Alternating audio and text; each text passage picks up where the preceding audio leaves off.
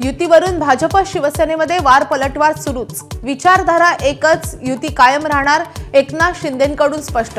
तर 2 तारखेपर्यंत थांबा, रवींद्र चव्हाण वक्तव्यावर ठाम।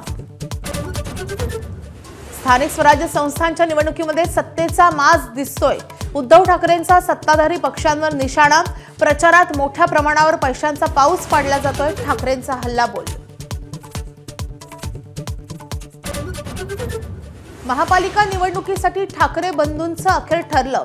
मुंबई, ठाणे, पुणे, कल्याण, डोंबिवली आणि नाशिक महापालिकेमध्ये शिवसेना मनसेची युती होणार, स्थानिक नेत्यांना चर्चा करण्याचे आदेश। मनाला पटेल अशा योग्य उमेदवाराचाच प्रचार करणार, सलील देशमुख यांची रोखठोक भूमिका। स्वतःच्याच मतदारसंघामध्ये शेकापच्या उमेदवाराला प्रचार करण्यास नकार, बळजबरीनं उमेदवार डोक्यावर बसवल्याची टीका।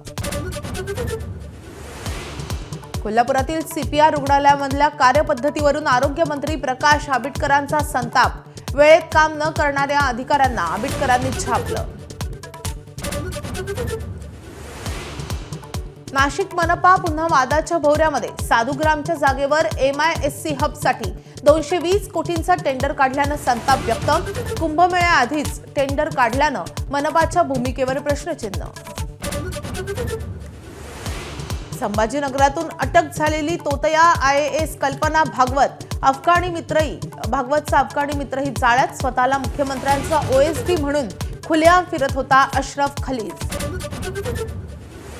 80 कोटींच्या गैरव्यवहार प्रकरणातील आरोपानंतर BMCचे सहाय्यक आयुक्त महेश पाटील अखेर सक्तीच्या रजेवर। माझाच्या बातमीचा दणका, चौकशीत सत्य समोर येईल, महेश पाटलांचं वक्तव्य। नॅशनल हेराल्ड प्रकरणी राऊत ॲव्हेन्यू कोर्टामध्ये आज सुनावणी। सोनिया, राहुल गांधी, सॅम पित्रोदा यांच्यावर आरोप। ईडीच्या चार्जशीटवर कोर्ट काय निर्णय देणार याकडे लक्ष। A320 विमानांबाबत एअरबस कंपनीचा गंभीर अलर्ट। सोलर रेडिएशनचा धोका, फ्लाईट कंट्रोल डेटा करप्ट होण्याचा धोका। इंडिगो, एअर इंडिया, स्पाइस जेटच्या उड्डाणांवर परिणाम होण्याची शक्यता।